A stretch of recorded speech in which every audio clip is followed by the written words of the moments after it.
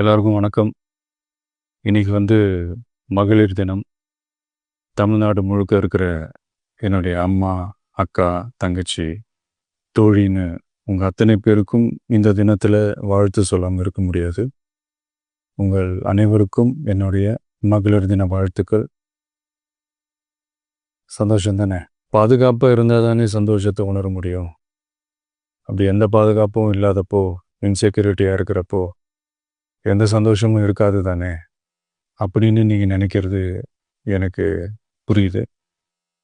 என்ன செய்ய, நீங்கள் நாம் எல்லாருமா சேர்ந்து தான் இந்த திமுக கவர்மெண்ட்டை தேர்ந்தெடுத்தோம். ஆனால் அவங்க எப்படி நம்மளை ஏமாற்றுவாங்கன்னு இப்போ தானே தெரியுது. எல்லாமே இங்கே மாறக்கூடியது தானே, மாற்றத்துக்கு உரியது தானே.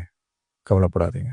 2026 நீங்கள் எல்லாரும் சேர்ந்து, இல்லை நாம் எல்லாரும் சேர்ந்து இந்த மகளிருக்கான பாதுகாப்பை உறுதி செய்ய தவறிய இவங்களை மாற்றுவோம்.